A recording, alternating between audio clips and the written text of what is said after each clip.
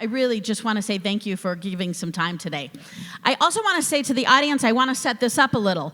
We have been thinking about you as well, and here is what has been decided. This is a group of people that are experts in their own right. You're readers, as I would say. You're keeping up on policy. You know what you want to hear, and you want to deepen it. So what we've asked the panel today is to give us a master class and not an introduction. So we're going to ask that we don't spend a lot of time on setup and history. We don't spend a lot of time on regurgitating sort of things we're hearing in the paper, and they've agreed to sort of deepen it. They're about to start the 45 days, and we've said that we believe the audience would rather keep up than hear what they already know. So we're going to jump right in. My job is going to be keeping things moving. I do have a timer, so if you see me, I'm not checking my media stream. I'm going to keep us on it because we have so many topics we want to get through. I am going to start with a speaker. A big topic is going to be the ARPA money and the surplus that we have. So I want to check in with you about, you've set up a great deal of systems. Where are we with deciding where the money will go? And if we're all watching, I know we've spent it 20 times over. I know you have seen proposals to spend it 20 times over. Where are we with the infrastructure investment, with how you're approaching ARPA money, and what can we be watching for during the session? Thanks, Maura. It's great to be here, and I'm scared to say anything more than that. She just wants us to jump in. We do have ARPA money that was sent to the state. The state got about $1.4 billion of ARPA money. Is that right, Jerry?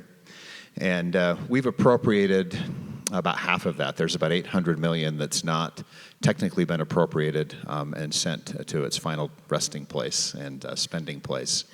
And so the process will be this session. We'll make determinations of the highest and best use of that money.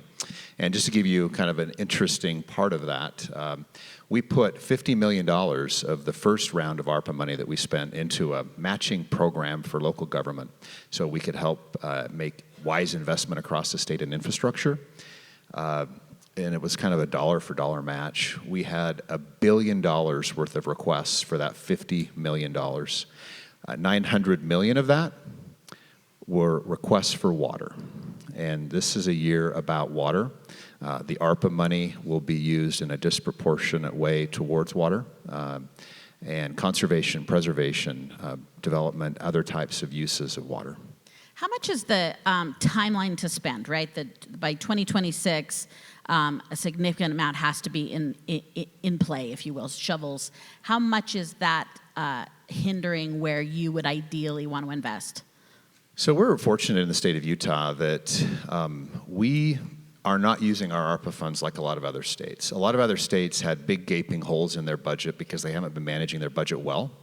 We're not in that spot. Our budget's really managed well, and so we're able to put that ARPA money to work really, and this is what our collective objective for that money was, in big generational investments. This is a once in probably a generation type of opportunity, and so we've been trying to think really big about the best use of that money. So and larger tickets. Big ticket items that have a regional or statewide impact are our main objective. So, okay, am I incorrect in our thinking? If we had a conversation 2.5 years ago with major infrastructure, the theme was, hey, federal spending has changed. The feds aren't sending to the states. So, okay, asterisk COVID, and then that spending, it sounds like this might give us an advantage in that we were whole, and now we can think generationally, almost build the state habits that I think states need now, since I don't think federal funding is long-term.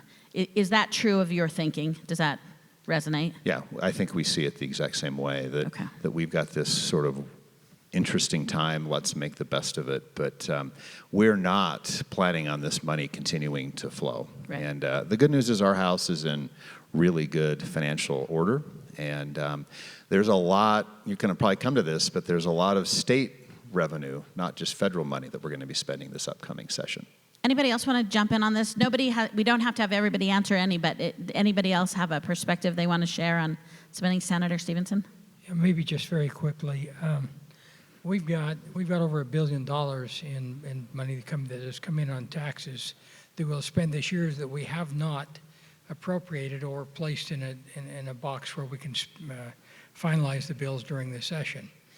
We've set money aside for employees. We've set money aside for education. We've set money aside for just about everything you can think of. We paid for the fire suppression for next year, and we've set that aside, and we still have over $1 billion.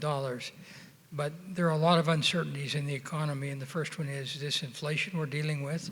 We're seeing people that asked for building money last year, did not get their building, but maybe got enough to do a plan. They've come back, they're coming back and asking now for 20 and 30% more to complete a project. So it's not quite as rosy as it looks, and I think I get paid to paint a bad picture, and so we are getting a lot more requests than we're seeing than there is funding, which we normally do.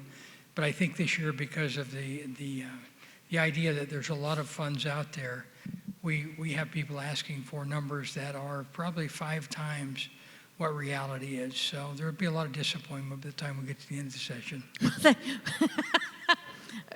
He's actually a really nice guy. He doesn't sound that way right now, but he's a really nice guy. He just has to tell a lot of people no. The game face for the starting of the 45 days. So, and then again, the goal is that at least most, if not all, the money will have a path. It may not have been allocated, but the decisions will be made by the end of the session is the goal. Yeah, lawmakers will make those decisions in the budget and send it off to the governor for his signature.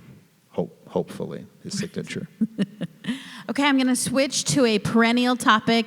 Every public opinion survey research for the last 20 years has listed education as our first priority.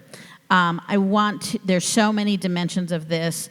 I want to start by asking Senator Milner, where do you think we can make significant strides this session? Sort of where are we going to try and move the ball this session? So, as we all know, education funding in our state is very important. Maura's right. Every time I send out a survey asking my constituents what's most important to make investments in, it always comes back education. And I think the interesting part is that we are in a good place, and actually Representative Schultz and I worked on a piece of legislation, and fortunately the citizens of the state supported it, that did 2 things. One, it gives us, as lawmakers that are doing a budget, a little bit more flexibility to make sure we could use our funding to support, beyond education, other needs of our children and people with disabilities. But at the same time, we put in a first ever funding framework for education. And as a result of that, last year, we made good on that, and we put 6% into a WPU to support our kids. In addition to that, we put money back into a rainy day fund, because the problem has always been we fund education, we have money, and then we go into something like 2007, 2008, and we fall off the cliff, and they go way down because we have to cut their budget. And now, what we're going to do is put money back into an ongoing rainy day fund, so they'll be able, even in bad times, to get the basic inflation factor and growth in number of students and not go backwards. So I think that's extremely important, and this year we're going to keep to that. In the base budget that we are proposing that will go to our through the session in the first couple of weeks, you will see us keeping that commitment to put in the inflation costs, et cetera, in WPU. In addition to that, we actually set some additional money aside for consideration for allowing us to perhaps move up to 5%, which is what the governor wants and what other people want. And in addition to that, we're putting money back in the rainy day fund. So there's a real commitment to education, to making sure during these good times. But I think due to that funding framework that we have, we can continue this going forward, which is even more important. Representative Schultz. I'd love to just add something to that, and maybe just to give you a perspective of this legislature's commitment to education.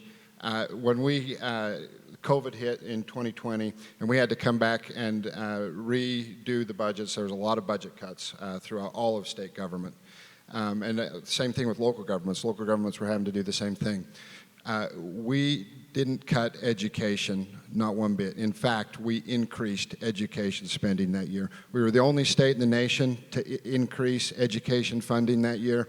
And then we came back the next year, which is last year, and we did a record increase in education funding in the state's history. And so we're committed to education in this state. What Senator Milner just talked about was setting up the stabilization account so that even during downtimes we can still increase education funding, because those needs don't decrease. In fact, in many cases they increased even during economic downtimes. Right. Okay, I want to stay on this topic for one more second. What can the legislature do to impact teacher retention? Sort of what, I think in part, who's doing it well? Are their districts doing it well? And what's the relationship that the legislature can have to teacher retention? So one piece of teacher retention is always around salaries, and I think we're making progress there, and it's not as fast as we would like to, and certainly in a time of inflation, it's even more challenging, but I think it's important, and when I talk about, what happens when we're able to increase WPUs, that we're able to increase teacher salaries, and we've made significant progress on that in the last few years. So I think that's important. The second is, where we lose our teachers in the state of Utah is actually in the first 5 years. And sometimes we talk about this as, if you look at our overall retention, we're pretty average with other states and other places, but we lose them in their first 5 years.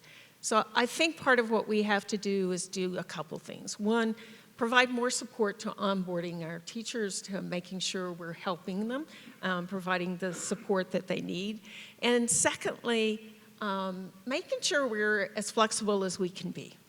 We know in this state, we care, our families care about being able to have mom at home. And I think we have to think through, how do we get even more flexible?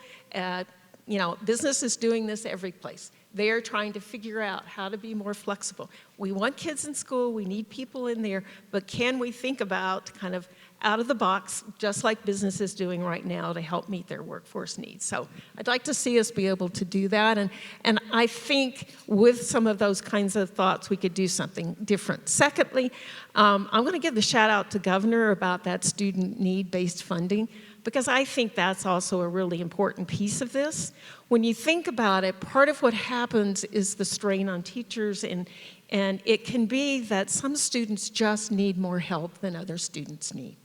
And if we've got some student need-based funding in that allow us to get some paraprofessionals in and other supports to support not only our kids but also our teachers as they work with our kids, I think that helps us to lessen the impact on them and makes this job something that they feel like, you know what, we can be successful. We have the tools and we have the people and we have the support to do that.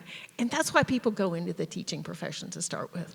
I'm going to stay on education, but maybe switch for a second for a private sector question about higher education, the relationship to workforces. So I'm going to stay in the healthcare industry and ask Dr.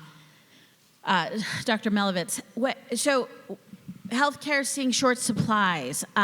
We have an interesting a situation in Utah. We have a lot of people that start school. We have a number of people that drop out along the way.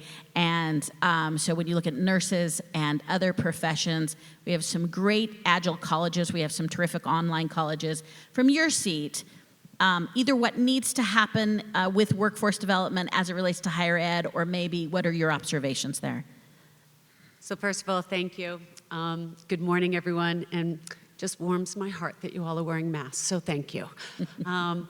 So really to address the shortage in healthcare, I think we need to look at it as both a short-term as well as long-term strategy.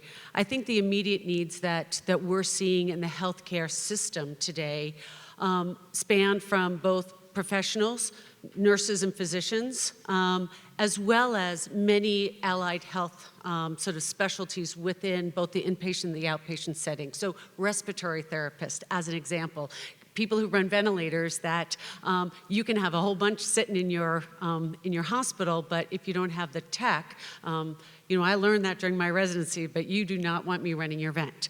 Trust me. So I think that we need to start thinking short term about those other professional programs and to increase class size. I think from a pipeline development standpoint, we need to get into junior highs to start thinking about encouraging kids in middle schools on what the future could look like. Whether or not it's an apprenticeship, whether or not it's a mentorship, whether or not this is what it could be. And it's spanning all of the middle schools throughout our communities, showing people that look similar to them what the future could look like, I think is really, really critical. Because in middle school, we know from an education standpoint that girls fall off the curve, right, in science and math and STEM. And if we can show girls at that age and people of color, diversity, that there is a place for them in the healthcare world, and whatever that could be, I think that's really, really where we need to start. I also think that, I was on the phone this morning before this with one of the hospital presidents in our community, and he's down 30 people in his hospital, just staff, right? People who take care of you, people in the hospital. And we really are at a crisis level because of that, because our workforce is calling out sick because we're all getting COVID in the community. So I will also say to you, as another short-term solution for us in the healthcare space, is that we need to make sure that we're taking care of the health of our community from a COVID-19 standpoint, because we can't come to work if we're sick. Trust me, you don't want me to be sick at work to take care of you when you don't have COVID and I do. And I would also sort of offer that, I know it is controversial maybe to say this, but I'm going to say it anyway as a physician, that I think masking is really, really critical right now. And I love that Salt Lake County has a mask mandate in place and that you all are respecting that. Thank you. But we need to continue to do that. And as business leaders, as community leaders, as politicians, I think that we need to make this not a political statement and make this a public health mandate, that we are at crisis right now, and if you want us to help you in our hospitals and our outpatient settings, then we need to be able to come to work, and if we're sick, we can't come to work. So I want to ask one more healthcare question while we're here, and I'm going to ask for both private and public sides. So I'm asking more of a long-term question, which is hard to ask when we have a short-term crisis, when we have just complications through a lack of employees. But I'm asking about the disparity of access to healthcare. And it's been a systemic problem, and the data is still showing that there's a big divide between socioeconomics and even geography and where you live and your ability to access healthcare. So what are one or two really short contributions or solutions from the healthcare side, and what are the same on the government side? Sort of what could the state do to help break down the disparity of access?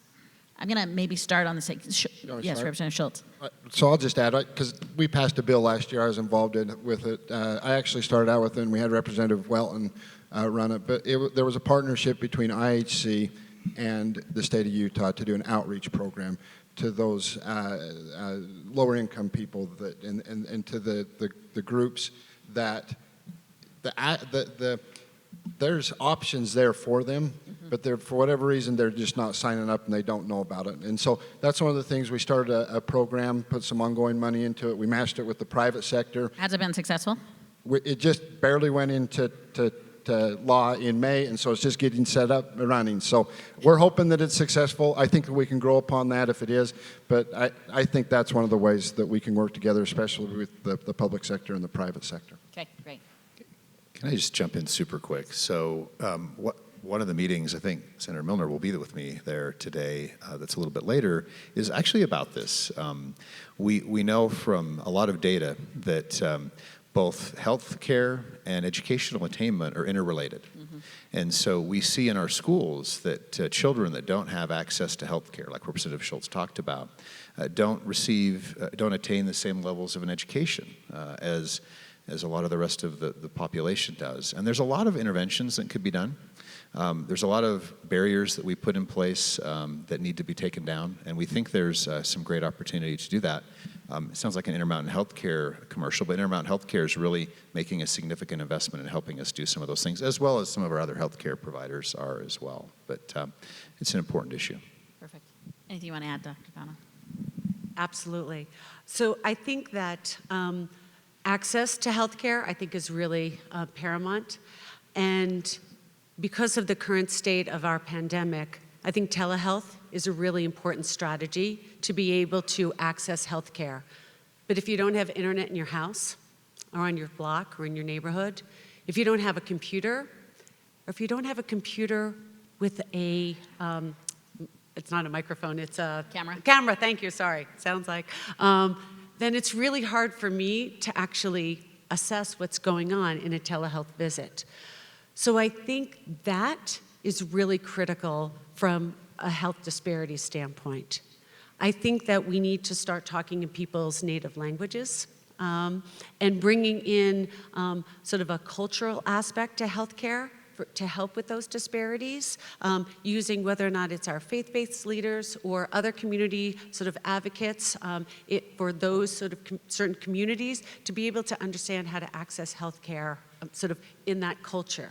I think that it's really critical. I think that we need to have more, testing centers that we access in low-income neighborhoods, because we need to make sure that we aren't leaving nobody behind. I think if we start with those incremental steps, it takes this very, very large looming issue that we all sort of thought about and knew about a little bit, that there were health disparities, even within the Wasatch Front, right? Going from the East Bench to Taylorsville, there's a life expectancy difference. But the pandemic has really unmasked and really shown us this stark difference. And I think that as a caring community that we are as Utahns, I think we have this in us to do this and to think out of the box and to be creative about how to get access to more people faster in a way that's disruptive and innovative. And I want to just point out, what I like about the Utah approach, as we talk too much about it, is, and the speaker touched on this, is that it's not finding a flat policy. It's finding an applicable, holistic, really breaking down the barriers. I'm just going to add a point here that when we talk about healthcare, more and more, I think we're all saying it means physical health and mental health. And so it's also healthcare, and the access to mental health is going to be equally important. I'm going to do a quick sound check. Do we all need to get our mics closer, or can everybody hear okay? Okay. All right. So I want to move to air quality. I'm going to stay with health, and we'll go from there. So, this is a really typical Utah winter week, right? We start out, now we're mid-smog. So I'm going to stay maybe private sector here. Rocky Mountain Power has spent a lot on the holistic relationship between energy and air. So where are you focused right now? What do you see the partnerships with government being? Yeah, terrific. So first of all, I'm really honored and humbled to be up here with this group and to talk to you all today about a few things that I think really matter to the state of Utah, and air quality certainly leads the list. At Rocky Mountain Power, we are underway in transforming and decarbonizing our portfolio, and that matters for many, many reasons. Air quality is a bit, I would say, under that umbrella, but on the side, and let me explain a little bit. From a decarbonization perspective, we need to, in a reasonable and customer-friendly, ratepayer-friendly, if you will, way, transition from a very carbon-intensive portfolio that we've had for decades that has really benefited our customers. But we need to begin that decarbonization and move to more renewables, we still need dispatchable things, which we believe to be new technology like new advanced nuclear, which we're very proud to have announced we are building at the coal plant closest to this room today, which happens not to be in Utah, but in Kemmer, Wyoming. We announced last year, just in June, that we're going to build the first advanced nuclear reactor in the country, and we're going to do it in Kemmer, Wyoming, and it'll be for the benefit of all of our customers, including our Utah customers. But when you talk about air quality specifically, I say it's kind of under that umbrella of decarbonization, which it certainly is, but the real effect that people have, and we can all have, on our air quality in this area really has more to do with tailpipes and point source emissions in your buildings. So your office buildings and your homes. Those are clearly the two big things. And so Rocky Mountain Power, we're very happy to have partnered with the legislature. And 2 years ago, the legislature passed an electric vehicle infrastructure plan we call the EVIP. Very clever. But the EVIP is $50 million that we're investing to increase the number of chargers, fast chargers all across the state of Utah, and chargers at your businesses. We're excited to invest that money, and we're happy to work with Speaker Wilson and the whole team to have that passed 2 years ago. We're absolutely looking to double that amount of fast chargers on the highways. And again, if you are in your businesses, if you're interested in putting high, what they call level 2 chargers at your workplace, come talk to us. We're happy to help you do that. So you've got electric vehicle charging, and then kind of the second thing to address the point sources in buildings. We've worked with the legislature to change some statutory language and with Dominion Energy to pursue dual fuel heating in homes. So your furnace, replacing furnace that can burn natural gas or electricity, and then also your water heaters to, instead of just being off natural gas, be natural gas or electricity. And again, the more that we can electrify our use, the less emissions that are coming out of your homes and your tailpipes in your cars, the better it is for, obviously, for the air quality in and around the Wasatch Front. So we've been very happy to do that. What I would say is we are excited to just continue to accelerate that. So anything else that we can do with the legislature, we'd be thrilled to do that. And we think air quality, again, extremely important. So, I mean, what I like about what we're all seeing is there's a confluence of new technology that is economic development, and also it's less emissions. So it's always good when public policy healthcare aligns with economic benefits. From that perspective, where is the legislature looking at moving and looking and trying to track success on such a big issue?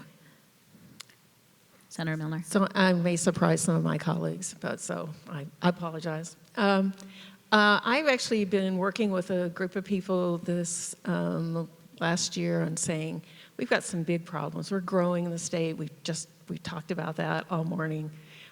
We know with that growth that we have to deal with some basics of life like water. And we know that we have air quality, even though we are the best that we have ever been in the state of Utah in air quality, we know we need to continue to make progress. So I tried to put together a group of different people and say, could we try perhaps doing a grant program that would focus on some public-private partnerships in the area of helping us deal with water utilization, with air quality issues, things that are big problems for the state.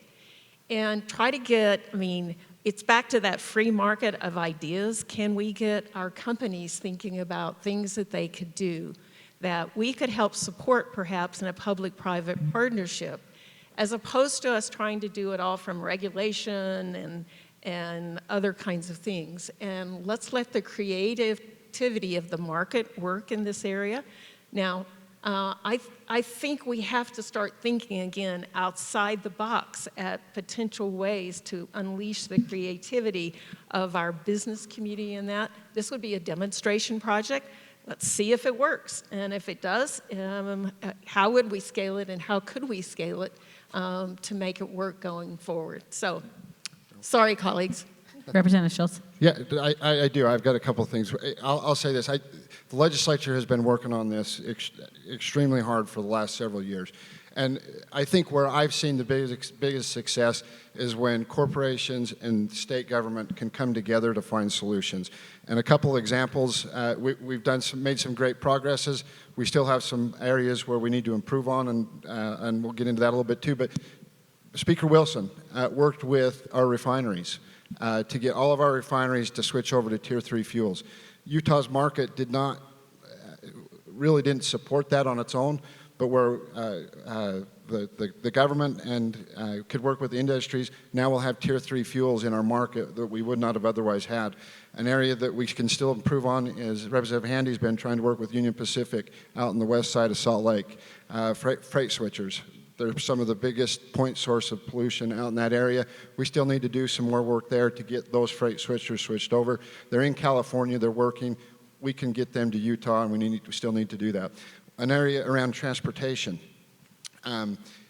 When we can get housing closer to transportation and people closer to where they work, so multi-use development, things like that, so that people aren't having to drive on the roads or get on the roads, or maybe they can hop on the train or a bus to get to work, so they got more options. And that's going to, as transportation congestion continues to build, that's going to be something that's really important. Wasatch Front Regional Council has been leading the charge on that, and they've done a great job.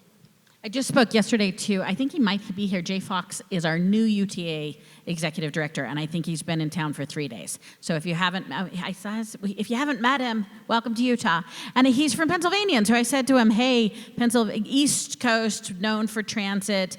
I sort of busted on us and said we love our cars. He gave this great answer about saying, no, we are, as Western states, we have really nice bones here, and if we can just sort of up that, we actually may do better behavioral changes than people who have historically had transit. And the relationship between our air and transit, actually we still have a lot of runway to go there. Speaker, did you want to add to this? This is an issue you have participated in. I actually think that everyone's done a great job. I just want to put an exclamation point behind something.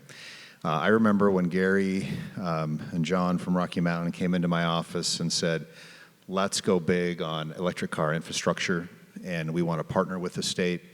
And you just hear these stories. And the reason I want to bring that up is so many of you lead organizations in spaces and in industries that really affect the state's future. And just know you have very willing and able partners in the legislature to try to solve the state's big problems, and we want to work with you.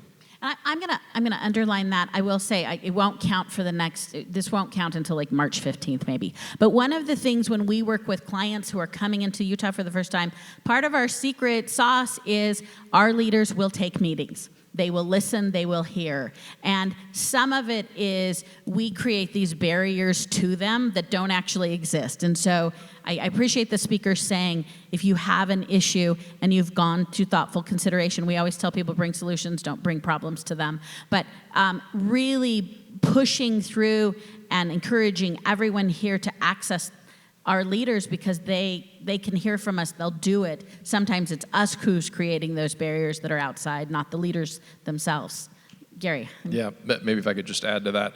We're very active in really 10 different states in the West. Rocky Mountain Power serves 3, part of Pacific Corp that serves 6, but we've got power plants in others. And so in total of 10 states, and far and away, this state and the availability of the leaders of this state, both legislative and executive, is unbelievable. So if you are new here, please know, and I'm sure they're not going to like this. You're going to say, I've got enough time. I'm already meeting people. But they are absolutely open, and they listen. They are reasonable. They are very business friendly. It's remarkable, this state. I'm not a native to this state. I feel like I am now. I've been here 11 years, and I don't think I could move anywhere else. This is a remarkable state. Hot off the press, you have your ledge guides at your table. You've got their phone numbers. Follow them on social. So I want to change directions a little bit. There's an old adage in politics that says events drive politics. Often that adage is referred to sort of constructing events to push agendas. But it's also true of natural events. And one of the consequences of this extreme drought that we have had over the past couple of years, it's brought attention and some momentum around water policy in the state of Utah. Many of those on this stage have been dealing and grappling and deep in water policy for years. But I feel like we have an opportunity to move the ball really forward because of this crisis that we're facing. And part of water and air quality is this combination of personal behavioral change, that's really hard, and the policy, and how much is it pressurized? I wouldn't dare say the word mandate, but how much is the government pressurizing personal change? So I want to jump into water. Speaker, I'm going to start. I want to end a little more globally, but you just held a highly successful summit specifically about the Great Salt Lake.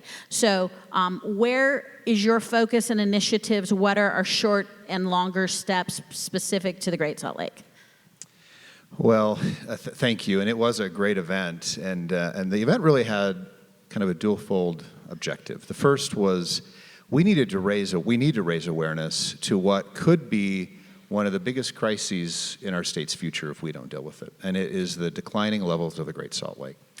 When you have a terminal lake like the Great Salt Lake, you have all these minerals and metals that end up there, and when those lakes dry out, if that happens, heaven forbid, all of a sudden you have completely changed in a horrible way the environment in that region. And there's examples from California and from around the world that when that happens, you decimate an economy, you harm people's health, you ruin livelihoods, and so it's a big deal. It is a really big deal. And we should all be paying probably more attention to this issue.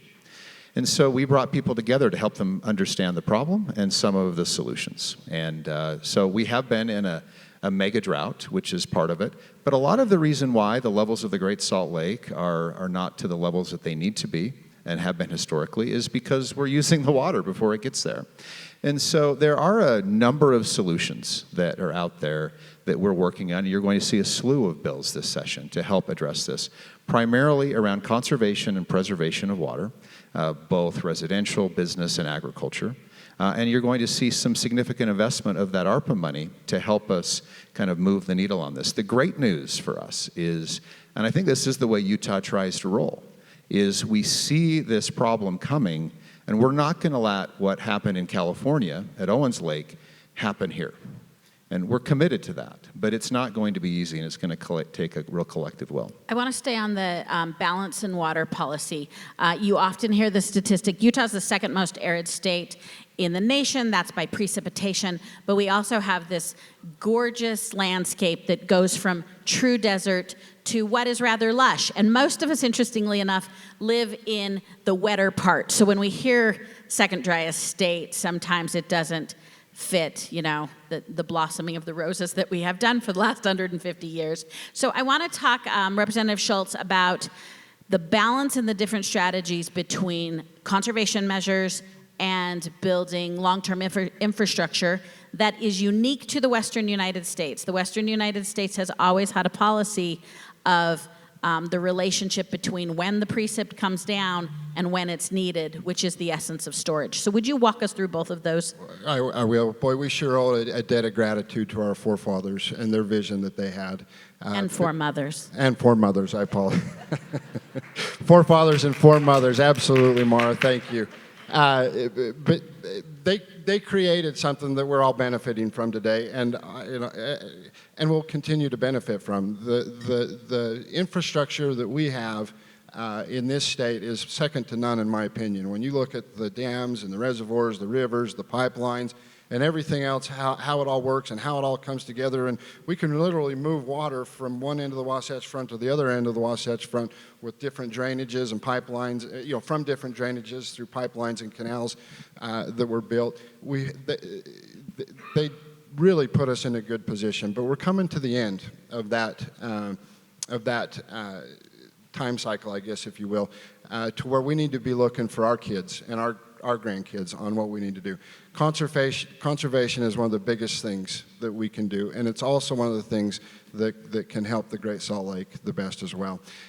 Just something interesting enough, and density actually helps. This is an area where the governor talked about density and putting it in the right areas and things. That helps because every drop almost of water that is used inside your house along the Wasatch Front ends up in the Great Salt Lake. So that's reusable, that water. And the lake is just naturally has this, it treats that water.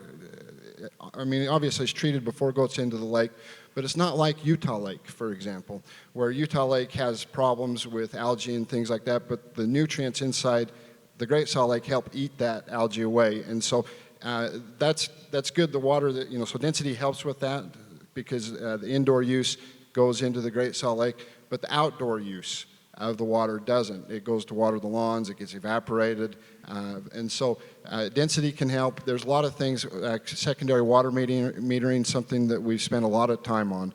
And that's going to be a large investment area? That's going to be a large investment area with the ARPA funds. So we've tried this before, but the local governments say that it costs too much, so the state's now going to make a big investment. It's about $1,000 a hookup, right? It's more than that. It's closer, okay. Yeah, it's closer to $2,000. But, okay. But we're putting about $250 million into an account, $260 million into account to help local governments offset that cost. We'll pay the majority of it up front.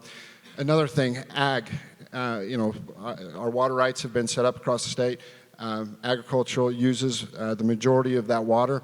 We're really pretty inefficient as an agriculture community in the way we use that water. And so we're creating the ag optimization program. Sorry, the ag optimization program's already been there, but we're funding that at a higher amount to help farmers and ranchers switch over so that the waters don't have to be taken and diverted to other rivers so that it continue down the rivers for either into the Great Salt Lake or to be used down along the Wasatch Front.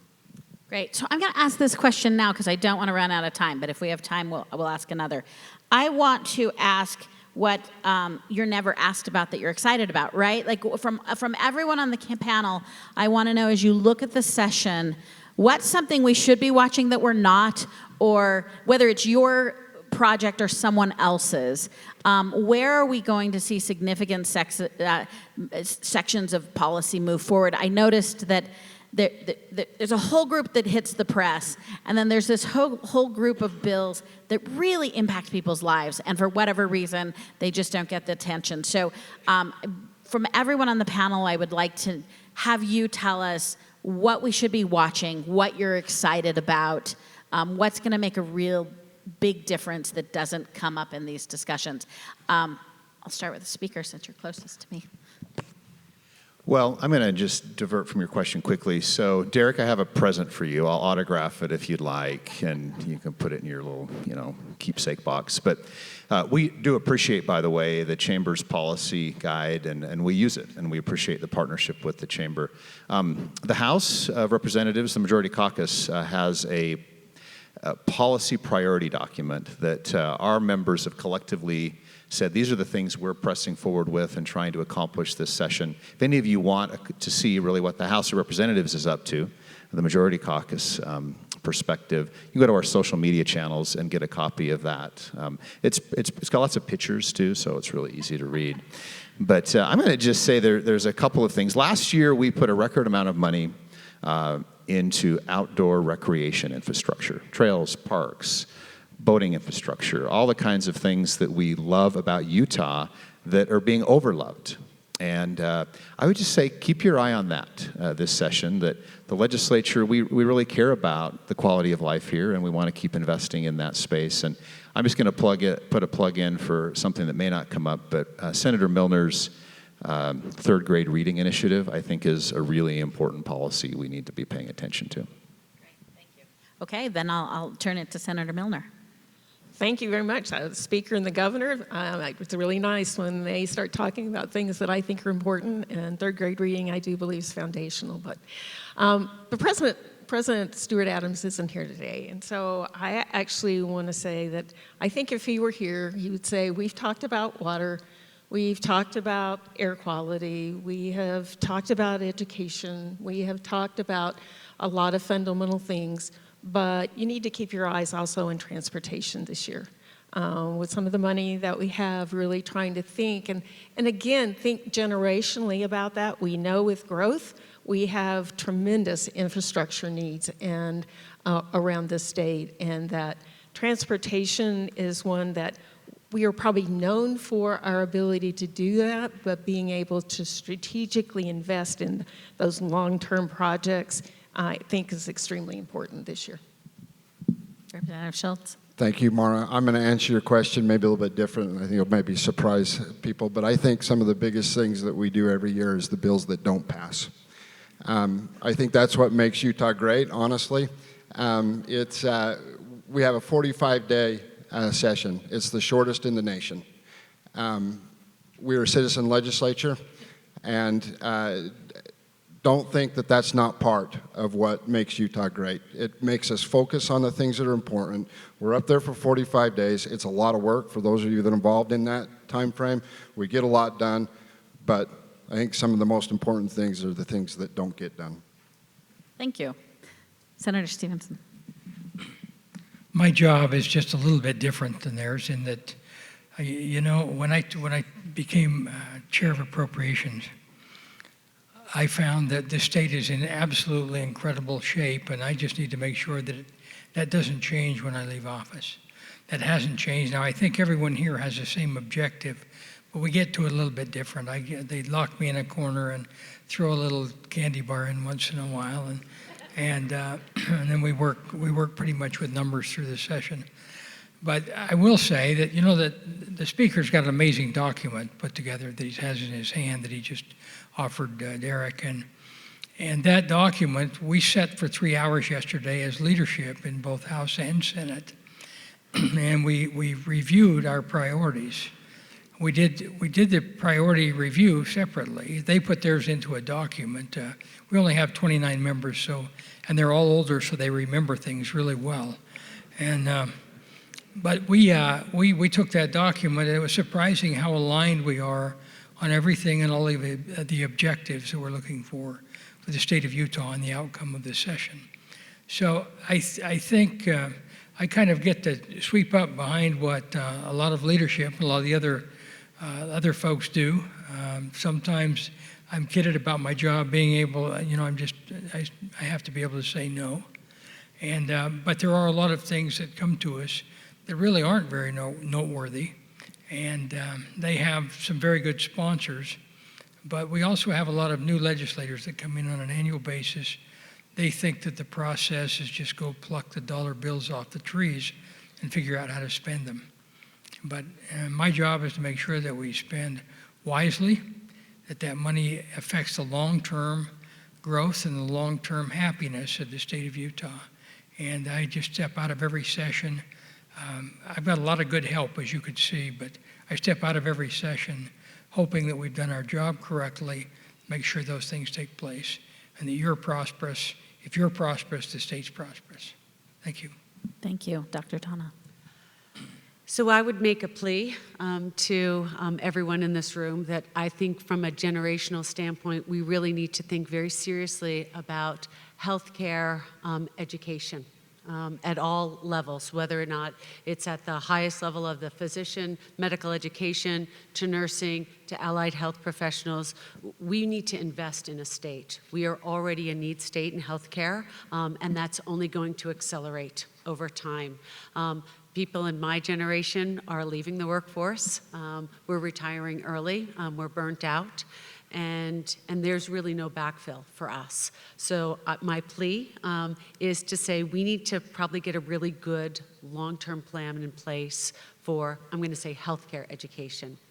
My second sort of plea is probably to all of you in the room to say that we really are living in unprecedented, challenging times. Life is just harder right now. And it's exacerbated by, the continuation of the pandemic. So just be kind to each other, to ask each other about one's days.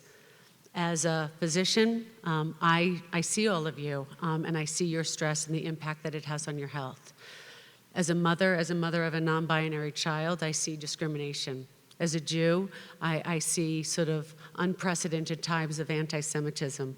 And so it's really important for us right now, for all of us in this room, because we are committed to making a better union of our state, to just be kind and to listen instead of react, and really come from a place of caring as opposed to criticism. Thank you.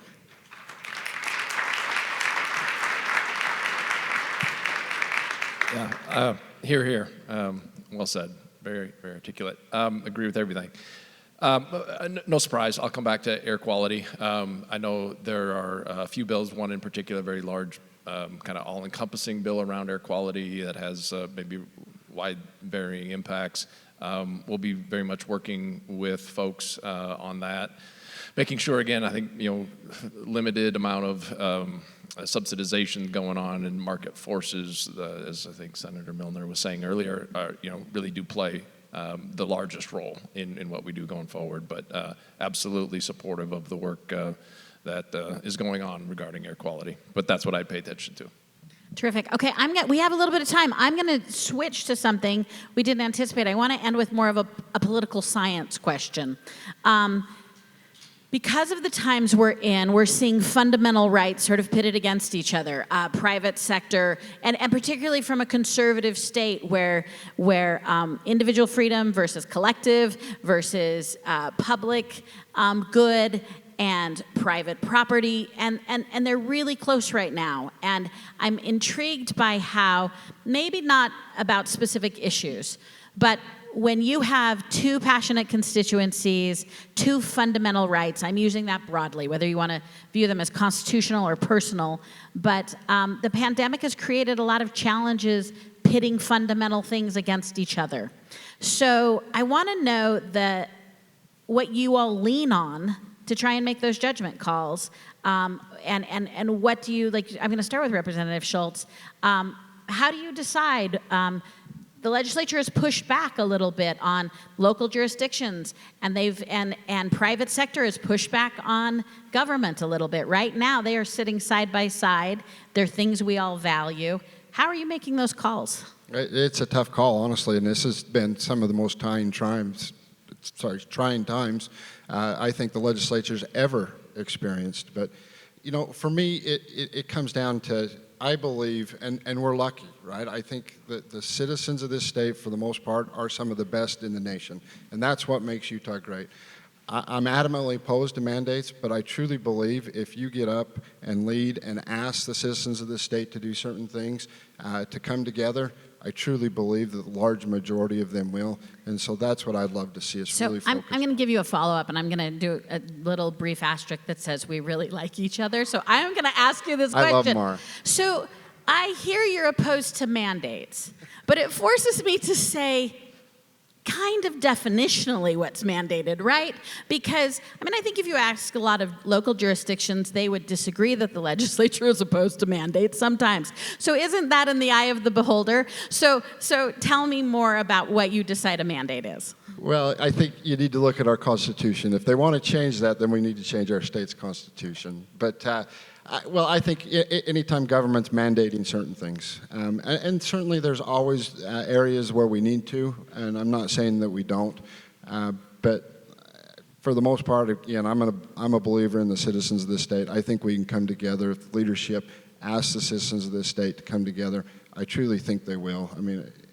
Anyone else just want to tell me these are tough issues. Speaker, how are you making the judgment calls, or Senator Milner? So I would just tell you, I think that it's probably a little bit of a different answer than what you're thinking. I think you have to lean on the way we do things in Utah.